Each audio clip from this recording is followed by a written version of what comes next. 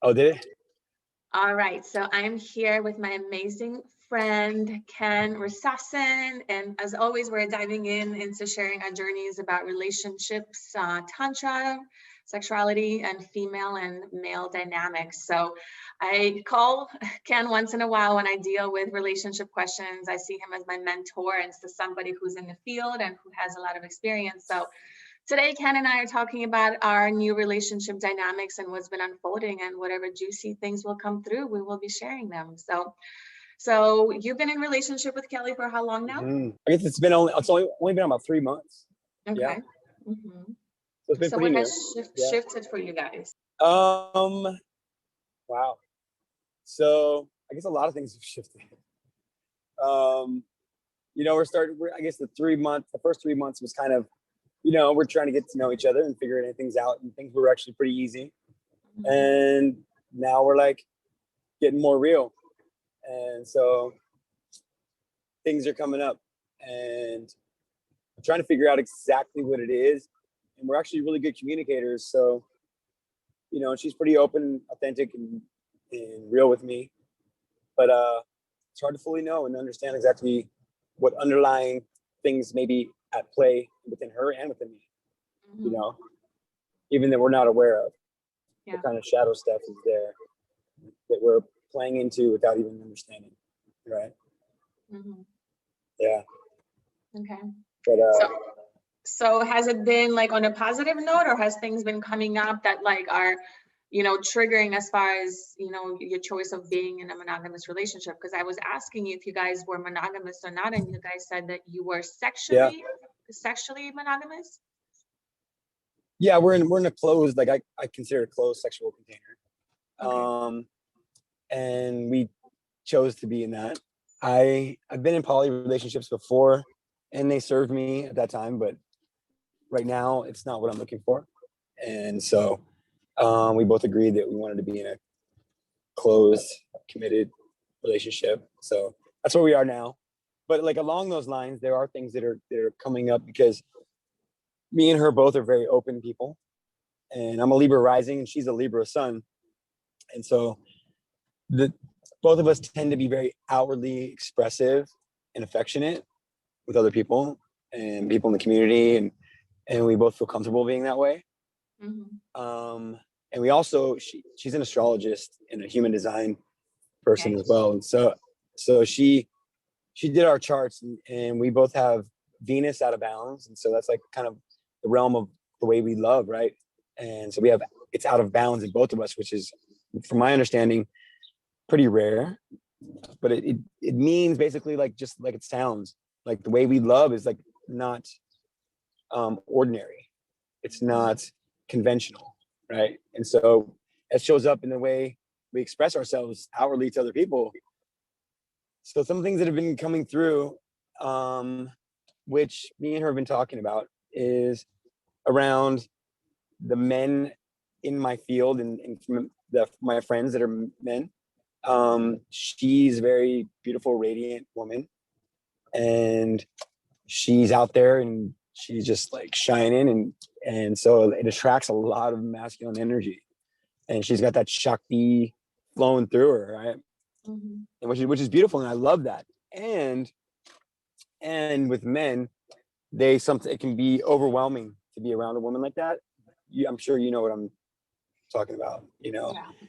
And so I've had to remind some of my brothers that I'm really close to, like, that they need to just be careful of their energy. And so some things that have happened recently that they brought up some stuff was when this last weekend I went to a retreat, and I was gone for 3 days, actually four more days.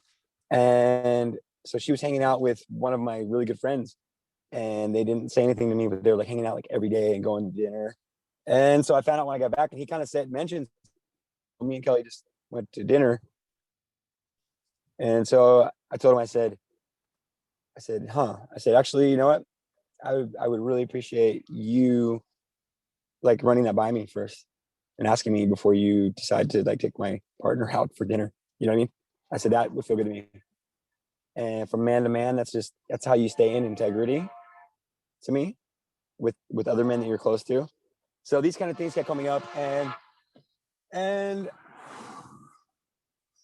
sorry, there's a train going by, but So is it a jealousy that you're so experiencing, or is it lack of trust? it's, to me, it's I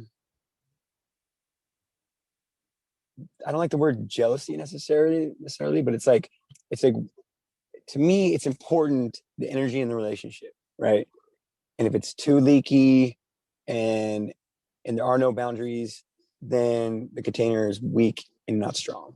So to me, I want to be in a container that's like powerful, strong, not this polyamorous, like open, like who knows where this is going. Yeah. Like I want a ride or die queen on my side. You know what I'm saying? Who, like, she's got me, I got her, and it's like, and you know what I'm saying, right? And so in the beginning, that's how it was. It was like very much where she was like, I got you, I'm here with you, and like just with me. Now she's like shifted into this, like, I got myself. Like, I'm a strong woman. Like, and like I don't need you, like, kind of like vibe, you know what I mean? And it's like, whoa, and just as a man, it's like, we appreciate it when a woman like needs us, you know, it gives us purpose too, right? And so when a woman starts going to that masculine and like freedom, like mission, purpose, and like all this stuff, it's like, whoa, it's it's not where the relationship was in the beginning, but it's where it's starting to go right now. And it's interesting. We'll see how things develop, but that's kind of where we are right now. Can I ask a question? So Yeah. I love that you just Mhm. brought this up, because I think this is going along the whole, like, women becoming independent and empowered. And sometimes we go too much into the side of the masculine energy, where we are this like independent woman chasing the freedom, right? And this is like what the masculine energy is about, Yeah. chasing the freedom. So then going back to you, what about you developing your own feminine energy more, so then when she's in her masculine, you guys can, like, the yin and yang together? Is that something that you can see, like, working out? I hear that, and like one of the things that I like, the term conscious polarity, right? It's like really just being aware of where the polarity is in the relationship. And so I think that um if I think about it right now, if I feel that she's acting from this place of like where she's in her masculine, independent, like wanting to feel free and open, and if I sense that's coming from like a place of wounding, like fear, then I don't know if I drop into my feminine, into my emotions, that's going to serve me, because then what happens is, if she's in a wounded place, and she's in her masculine from that wounded place, like I need to be strong, I need to be independent, like I don't need a man to take care of me. Like, then if I get in my feminine, I'm like, hey, you know, like I don't, and I get emotional, I'm like, hey, it doesn't really feel good to me, like when you're like acting distant, and like then she's like, then what can happen in that space is where she can turn on me and be like, oh my God, you need to like man up. Oh, You know what I mean? I'm not saying that's how she acts, but I'm saying like it's about, yeah. that's a possibility where she, well, instead of receiving me in that, because she's coming from a place of wounding, you know, it's like she probably won't receive me in that way. She would be more like triggered by it than she would be like, oh, thank you for being, you know, sensitive. Thank you for being vulnerable. It could be I feel not you. as safe. Does that make Yeah, sense? it does. Yeah, because it's going back to like vulnerability and being able to have that container in which we can express our emotions and feel like we're going to be supported by our partners, and not like backlash by whatever they're going through. So, wow, that's interesting. Yeah. That's very interesting. So it sounds like she's definitely bringing in some challenges, some new things to reflect upon. And yeah, that's interesting. Yeah. Yeah, Do you remember what was the question that I it asked is. you when I messaged you yesterday? I feel like, was it about how did you come into wanting to be in a sacred union? Because you've experienced polyamory, you know, you have kind of done a lot of different varieties Yeah. of dynamics. So what about being in a sacred union that's really important to you now? And what can you speak into for men who are like exploring open and poly dynamics? In my life, in the last 10 years, I was in more of like open or poly type relationships where I wasn't looking for like deep commitment in a relationship. And whereas now, and it's interesting because I was thinking about this actually on my drive earlier. And I feel like for me, being much more balanced than I used to be, whereas before I was maybe afraid of commitment, didn't want to be tied down, didn't want to just be with one woman, you know. Now I feel more balanced and like and grounded and centered in who I am. I feel like now I see that I'm like open to wanting more of a woman who's like wanting that more commitment and who is ready for that. It's interesting. Yeah. Yeah. Do you think this is something that comes with age, like the desire for committed sacred union versus open or poly? I don't think it necessarily matters. I think that some people at a young age know they want like life partners, you know. For me, I never wanted that. I remember very specifically for the first 20 years of my adult life, you know, not wanting to be in a committed relationship and really liking to be in more open relationships where I didn't feel tied down, didn't feel like, you know, like someone was trying to like hold on to me. And whereas now I'm feeling like it's definitely shifted. So I don't know if it has to do with age, but Yeah. maybe a certain level of maturity to a certain extent, you know. Yeah. But That's what I feel too. Like, so I've been meeting men from younger than myself to all the way up to like 40s, and I'm finding that like between under 35, the ones that I've met so far have been the ones who weren't sure about what they wanted, didn't want commitment, and then once they hit a certain, I mean, I think it's like 35 to 40 where the men are like really ripe for like relationships and family. But before that, it almost feels like they're still exploring and getting to know who they are, what they want. So for me, you know, it's been an interesting journey because I've too been exploring poly and open dynamic over the last year and a half, as you know, with my last partner. Mhm. And at the end of our relationship, the big thing that I came down to was that I wanted commitment.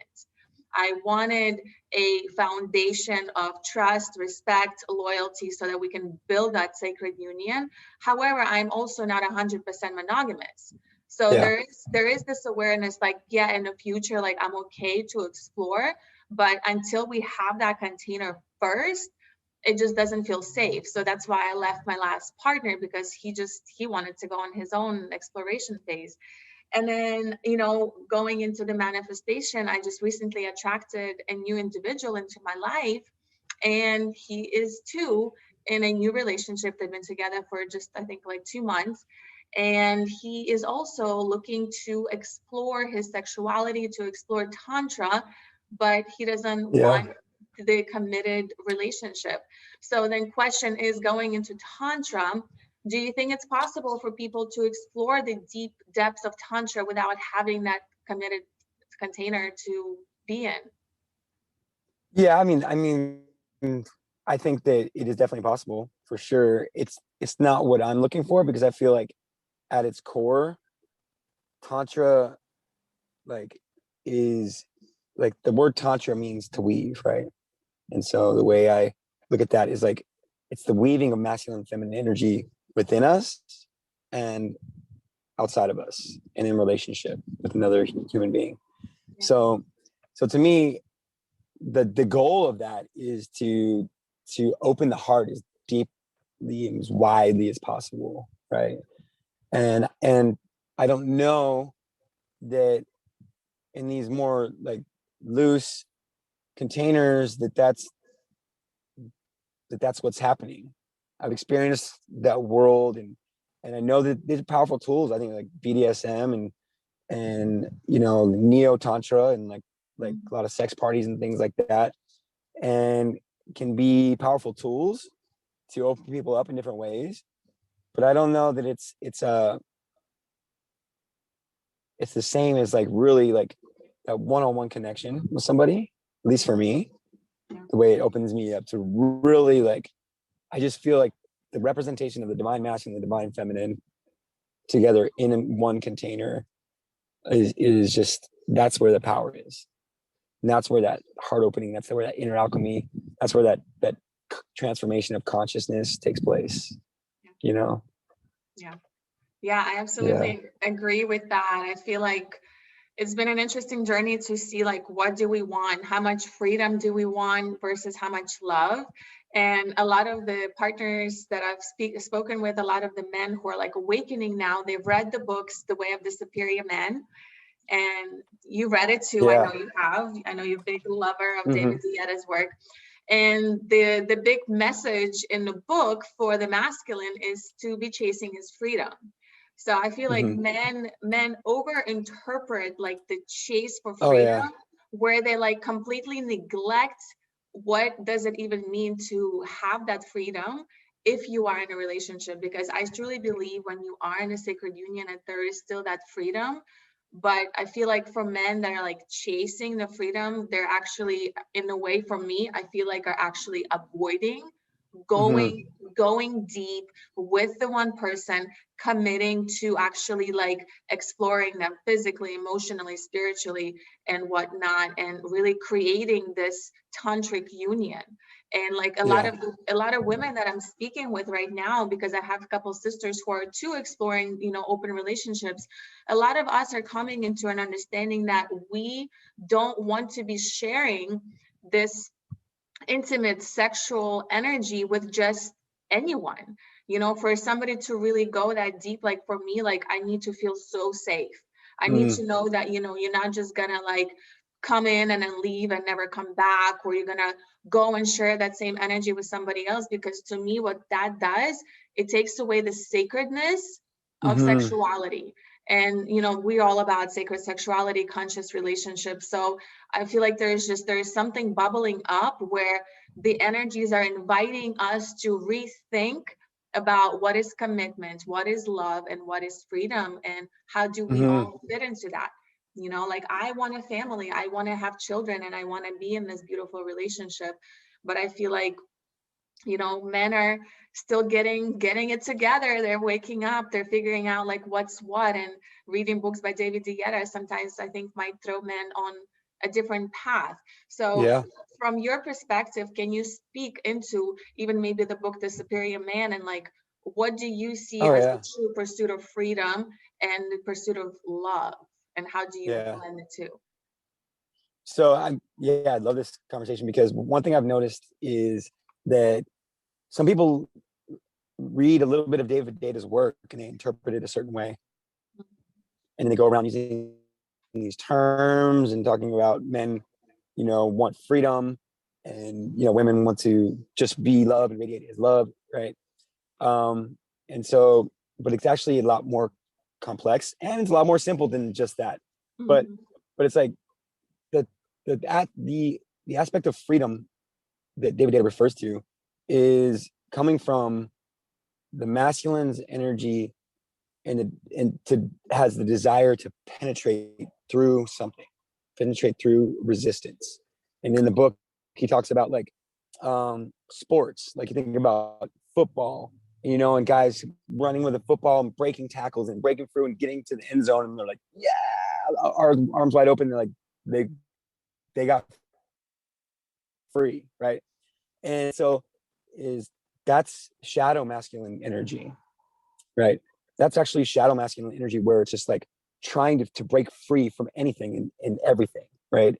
Like without actually being conscious or aware of it. And so that's not the same thing as what I feel David Guetta is really trying to refer to. It's like, I think for me, I had to find out that I already am free. Like, I don't need to search for freedom. Like, I am free, period, right? And so that fear of like, I need to get away, I need to bust loose, I need to penetrate something is a misunderstanding, I think, in a lot of this world. And Instagram, like it's so funny. I read all these quotes on Instagram and stuff, and it sounds like it's like word for word like David did his stuff, and it sounds great on the surface, but I don't feel like many people have really experienced it enough to really understand and embody what he's talking to, what he's referring to, you know. And so yeah, as far as that concept of masculine energy wanting to be free, searching freedom, it's the way I like to look at it too is it's a way to understand the masculine feminine polarity, right? Mhm. So masculine energy is structure, stability, consistency, right? Like logic, reason. It's like phallic. It's like strong, like standing proud, like right and still. Like David Ada refers to like single pointed consciousness and meditation as a masculine practice, right? So if you think of that energy, right, where it's like still, secure, stable, and then whereas feminine energy is wild, free, chaotic, like ever changing, always moving, shifting, never staying the same, right? So if you look at those two and the differences between those two, so masculine energy is attracted to what it's not, and what it's not is freedom and free and chaos and and wild and open and mysterious. It's like it's fixed. It's like it's there. Like that's why they say men are easy to figure out compared to women, right? It's because it's their masculine energy is much more easy to understand in some ways. That's why the physical realm is masculine, and they've already written all these laws to try to like understand the physical, because it's a little bit more like, oh, we can put you in a box. This is that. This is this. This is what the laws of gravity are. This is what laws of physics, and this, you know. Mhm. Whereas feminine energy, it's more ethereal. It's more subtle. It's more, you know, like the astral. It's so much more difficult to understand, and you can't put it in a box. So those are the kind of differences. And so men are attracted to what they're not. Masculine energy is attracted to feminine energy, and feminine energy is wild and ever changing, is wants that stability, is attracted to that stability. So it's like when those two come together, it's like that's the freedom to love infinitely, right? I love that. Yeah, that's a Right. great way to put it. Yeah. So As that's how I see that concept that he talks about in the book. Yeah. For sure. Yeah, and I feel like a lot of women and men are both integrating our differences right now and finding, you know, for me, finding that stability, finding that independence, and then for men, finding that creative flow and getting their, you know, energy out in whatever way it wants to express. So I think it's beautiful that we're coming into these places. Yeah. Yeah. Me too. Yeah, I'm really Yeah. happy And that we're all trying to get it figured out. we are. And I think that's what also is happening like in the whole collective, is that we are literally figuring out relationships because they're not the same. Like people are not the same anymore. The dynamics are not the same. So honestly, like nobody really knows what the hell they're doing. And it's like case by case basis, because everybody's going to have their own needs and their own desires. And we all are just like finding our own way through it. So it's interesting to talk about it, and I love that I have you for your feedback and support and all of that. So a question that I wanted to ask when it comes to I guess polyamorous relationship and like sharing more than one partner, do you think that opening up emotionally to somebody who is not choosing you as their priority is something of a safe matter? Like for a partner who has a primary, you know, and who's wants to explore their sensuality and sexuality with, you know, another partner, like for me, I just feel like it would be so difficult to open up that emotional, spiritual depth because I know I'm not chosen. So can you give me Yeah. any feedback into that? Yeah. So I think that polyamorous relationships can be triggering to people's nervous systems, you know, and if people are coming in and they're like, oh, this is an open relationship, it's maybe feels less like a commitment, less of a risk to be hurt because maybe you don't have to go as deep in love. So I think some people choose it for that reason. Maybe they aren't aware of it. other people were like myself, I chose it not because I thought it was like necessarily exactly who I was, but it was who I was at the time. And I saw it as a tool for me to learn about myself more. And like I signed up for it because I knew it was going to trigger stuff in me. I wanted it to. I wanted to be able to like use it as a way to see myself, to see my shadow, and to get to know myself better. And so that's why I personally used it. But I also know that it did trigger my nervous system in a lot of ways. But ultimately, I was able to grow from it. And so my suggestion to people is like, if you're going into it, it's not polyamory, quote unquote polyamory, to me is like a spiritual practice. It's like you choose it because you want to grow. You want to grow spiritually, you want to grow your conscious, you want to evolve. And doing that means you want to choose somebody that you're in this container with, you choose people that you're in this container with, like wisely. Like it's not just like, oh, you're open sexually, okay, cool, then I guess we are compatible. To me, that can just be triggering to the nervous system. People come in with lots of wounding, and if they're not actually ready to look at those things, and then trying to open yourself up to someone energetically and sexually in that way, it can be triggering, and not in a way that's going to help heal you or help you grow or see yourself, but in a way that's like just re-wounding, you know? Yeah. So to me, if people are going to choose polyamory, like do it consciously, like choose who you're going to open to. And if you have a partner and they're seeing other people, like make that your business. Like I've seen people are poly and they're like, oh, my partner, he dates some other woman. I don't really know her. We never really met. And I'm like, you're sharing energy and you don't like want to know who he's sharing energy with. Like that to me is just unconscious, So it's like, I want to know. And so if I ever did that again, I would actually absolutely choose to know the people that I'm involved with, whoever my partners are sharing energy with, 100%. So Yeah, that's awesome. Thank you for how do you sharing. feel about it? Mm-hmm. It's been an interesting journey. I feel like what's coming in for me a lot is like the energy of being territorial and not wanting to share, biggest thing, not wanting to share sexual energy, not wanting to share time, not wanting to share the same bedroom. So it's like I just became into this like really empowered energetic space where unless I really feel the other person, I really resonate with them, it's more difficult for me to be okay sharing that energy with more than one person.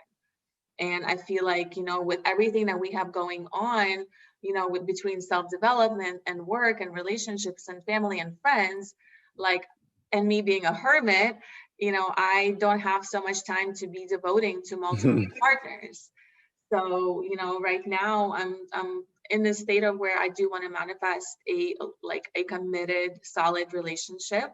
But then this new opportunity just, presented itself. And I'm just wondering if this is an invitation from the universe for me to grow. Because like you said earlier, this is a spiritual journey. This is a practice.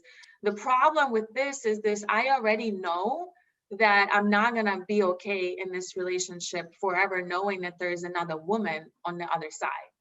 So then the question is, how far and how long do I go and stay and explore what's there before, getting too attached where I won't be the priority, at the end of the day. So what I was saying is sometimes things that had hurt me before and triggered my nervous system in the past, I would like find myself gravitating towards those same kind of situations again.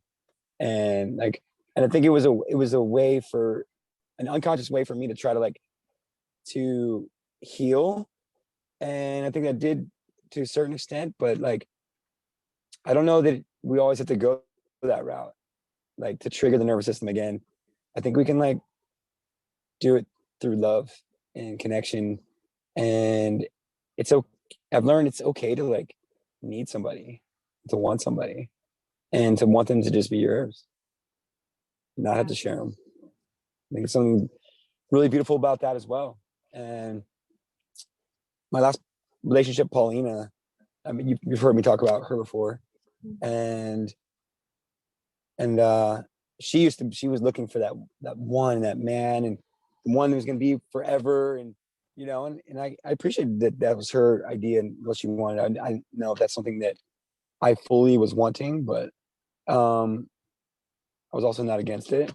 And I'm at a point right now where I feel like, yeah, maybe it would be nice to be with someone who is just like just me and by my side, and we're like together and we just got each other, and there's not this like loose container. So Thank you so much, Ken, for joining and for speaking to me and for sharing your voice. I'm going to tag you in this video and then we'll share it with our communities. So it was so good to chat with you. absolutely, thank you.